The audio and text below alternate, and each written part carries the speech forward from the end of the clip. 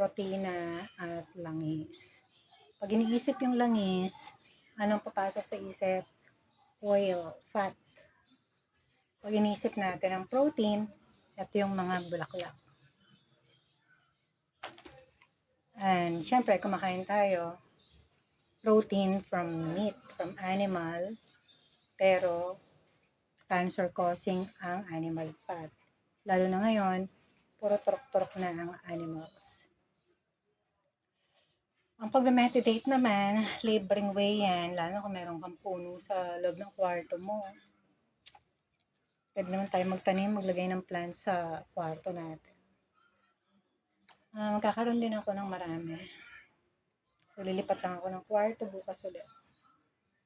Anyway, meditate na tayo. So, you can do this. Welcome to my page again. So, follow me.